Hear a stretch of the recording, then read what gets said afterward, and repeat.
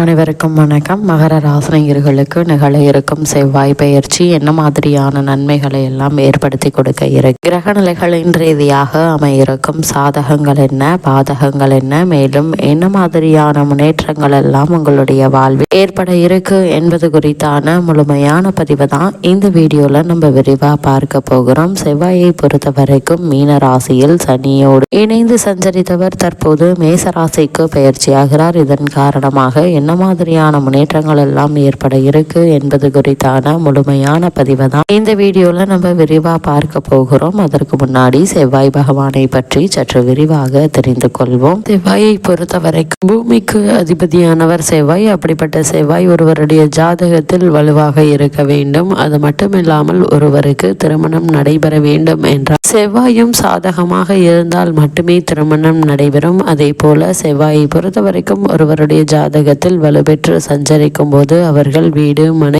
விவசாய நிலம் ஆகியவை வாங்கி மகிழ்வதற்கான வாய்ப்புகள் அதிகம் உண்டுங்க. அது மட்டும் இல்லாம அதை தவிர்த்து செவ்வாய் சாதகமின்றி சஞ்சரித்தால் தேவையில்லாத பல இன்னல்களை நீங்கள் சந்திக்க வேண்டிய ஒரு நிலை ஏற்படுவதற்கான சாத்தியக்கூறுகள் அதிகம் இருக்கு. அது மட்டும் இல்லாம செவ்வாய் பகவானை பொறுத்த வரைக்கும் சிவப்பு நிறத்திற்கு அதிபதி இவரே ஆவார். இதன் காரணமாக மருத்துவம், இராணுவம், விவசாயம், அதே போல் மண்ணால் செய்யக்கூடிய மண்பாண்டங்கள் ஆகியவற்றிற்கு இவரே அதிபதி ஆகிறார். இவ்வளவு மேன்மைகள் கொண்ட செவ்வாய் ஒருவருடைய ஜாதகத்தில் வலுப்பெற்று சஞ்சரிக்கும் போது அவர்கள் மருத்துவ சம்பந்தமான படிப்பு அல்லது இராணுவத்தில் இணைவது சம்பந்தமான முயற்சிகளை மேற்கொண்டு வருபவர்களுக்கு சிறு முயற்சியிலேயே நல்ல ஒரு முன்னேற்றம் நிச்சயம் ஏற்படும் என்பதை கிரக நிலைகள் உறுதியளிக்குது. அதே போல செவ்வாய் 7ஆம் இடத்திலோ அல்லது 7ஆம் பார்வை பெற்று சஞ்சரித்தாலோ அவர்களுக்கு செவ்வாய் திசை அல்லது செவ்வாய் தோஷம் ஏற்படுவதற்கான வாய்ப்புகள் இருக்குதுங்க. இதன் காரணமாக அவர்களுக்கு திருமண தடை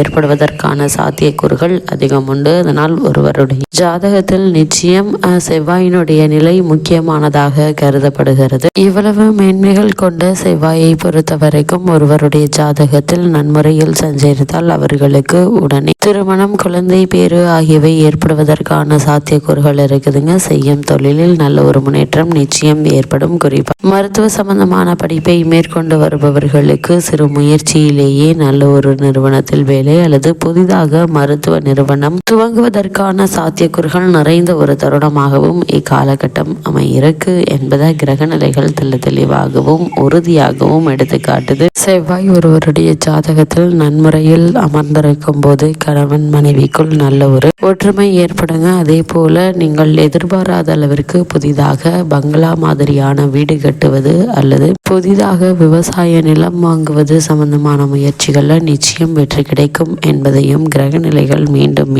உறுதியளிக்குது. அது மட்டும் இல்லாம செவ்வாயை பொறுத்தவரை கலைத்துறையில் உள்ளவர்களுக்கு நல்ல ஒரு வாய்ப்புகள் ஏற்படுங்க. குறிப்பாக ஸ்டண்ட் நடிகர்களுக்கு நல்ல ஒரு முன்னேற்றத்தை ஏற்படுத்தக்கூடிய ஒரு கிரகமாக செவ்வாய் அமைகிறது என்பதை கிரக நிலைகள் மீண்டும் தெளிவுபடுத்துது. செவ்வாயை பொறுத்த வரைக்கும் மற்ற கிரகங்களை விட ஒரு செயலை துரிதமாக செய்து தடாலடியாக முயற்சிகளை மேற்கொண்டு வெற்றி காணக்கூடியவர். அது மட்டுமில்லாமல் புதனை பொறுத்த வரைக்கும் அவர் புத்தி மற்றும் கல்விக்கு உரியவர். அதே போல் செவ்வாய் ஒருவருடைய ராசியில் பலம் பெற்று சஞ்சரித்தால் அவர்களுடைய உடல் ஆரோக்கியம் மற்றும் அழகில் அவர்கள் அதிக கவனம் செலுத்துவார்கள். குறிப்பாக உடற்பயிற்சி கூடங்களில் தமது உடலை கட்டுக்கோப்பாக வைத்திருப்பவர்கள் செவ்வாயினுடைய ஆதிக்கத்தில் பிறந்தவர்களாக இருப்பார்கள். அதே போல் செவ்வாய் உரையில் பிறந்தவர்கள் அதிகம் செவ்வாயினுடைய ஆதிக்கம் பெற்றவர்களாகவே இருப்பார்கள். இவர்கள் அதிகம் தன்னுடைய உடல் ஆரோக்கியத்தில் கவனம் செலுத்தக்கூடியவர்களாக இருப்பார்கள்.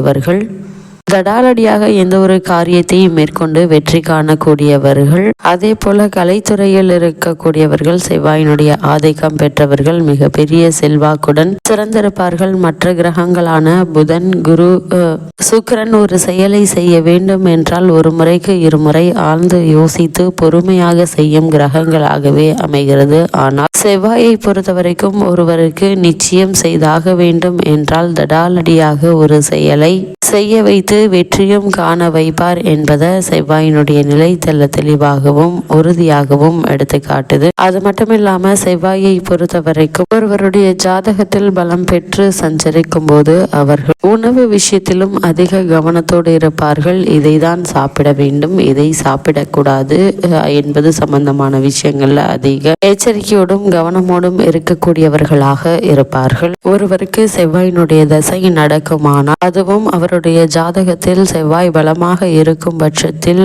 பங்களா, விவசாய நிலம், பண்ணை வீடு ஆகியவற்றை, அதேபோல் வாகன வசதிகளையும் தாராளமாக ஏற்படுத்தி கொடுக்கக்கூடியவர். அதேபோல் அவர் பலம் இழந்து சஞ்சரிக்கும் போது, அந்த திசை நடக்கும் போது தேவையில்லாத இன்னல்களை ஏற்படுத்தக்கூடியவராக இருப்பார்கள். குறிப்பாக உஷ்ண சம்பந்தமான பிணிகளை ஏற்படுத்தக்கூடியவராகவும் செவ்வாய் இருப்பார். இவர் அதிக கோபமுடையவர். செந்நிறத்திற்கு இவரே அதிபதியாகிறார். அதேபோல் இவர் சாதகமாக சஞ்சரிக்கும் போது பல முன்னேற்றங்களை உங்களுடைய வாழ்வில் ஏற்படுத்தக்கூடியவர். அதேபோல் இவர் பலமிழந்து சஞ்சரிக்கும் போது பல இன்னல்களை ஏற்படுத்துவார் என்பதையும் கிரகநிலைகள் மீண்டும் மீண்டும் தெளிவுபடுத்துது. ஆனால் ஒருவருக்கு சாதகமாக இருக்கும் போது செய்ய வேண்டும் என்று முடிவெடுத்து விட்டார், தடாலடியாக எந்த ஒரு யோசனையும் இல்லாமல் அவர்களை ஒரு செயலை மேற்கொள்ள வைத்து அவற்றில் வெற்றியும் காண வைப்பார். அந்த வகையில் செவ்வாய் மிகுந்த வெற்றி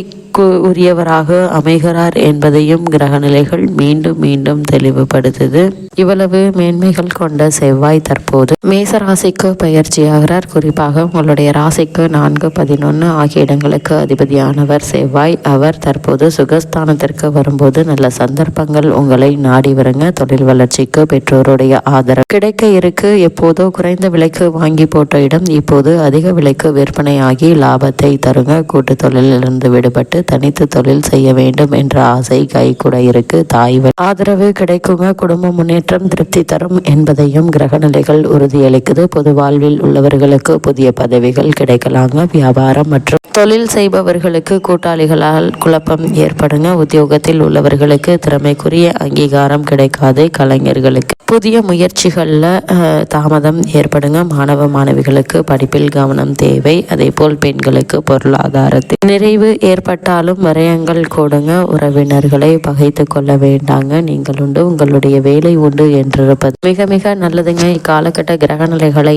ஆராய்ந்து பார்க்கும்போது இக்காலகட்டத்தினுடைய தொடக்கத்தில் ராசிநாதன் சனி 3ஆம் இடமான வெற்றி ஸ்தானத்தில் சஞ்சரிக்கிறார். அவரோடு செவ்வாயும் இணைகிறார். இதனால் போராட்டமும் புதிய திருப்பங்களும் ஏற்பட இருக்கு. எதையும் திட்டமிட்டு செய்து வெற்றி காண இருக்கீங்க. தன்னம்பிக்கை அதிகரிக்கும். தனவரவில் இருந்த தடைகள் நீங்கி நல்ல ஒரு முன்னேற்றம் ஏற்பட இருக்கு. 7.5 சனி விலகிவிட்டாலும் அஷ்டமத்தில் கேது இருக்கும் வரை புது புது பிரச்சனைகள் வந்து கொண்டேதாங்க இருக்கும். இது போன்ற நேரங்களில் அங்காரகனுக்கும் சனி பகவானுக்கும் உரிய சிறப்பு வழிபாடுகளை மேற்கொண்டால் இடையூறுகள் அனைத்தும் அகன்று நல்ல ஒரு முன்னேற்றம் நிச்சயம் உங்களுடைய வாழ்வில் ஏற்படுவதற்கான சாத்தியக்கூறுகள் அதிகம் உண்டுங்க. அந்த வகையில் மகர ராசினியர்களுக்கு இந்த செவ்வாய் பயிற்சி நிகழக்கூடிய தருணங்கள்ல கிரகநிலைகளின் ரீதியாக கூறப்பட்ட பரிகாரம் என்ன என்று பார்க்கும்போது வீட்டிற்கு அருகாமையில் முருகன் ஆலயத்திற்கு சென்று செவ்வரளி மலர் சாற்றி வழிபடுங்க. எண்ணற்ற நன்மைகள் நிச்சயம் உங்களுடைய வாழ்வில் ஏற்படும் என்பதை கிரகநிலைகள் மீண்டும் மீண்டும் உறுதியளிக்குது.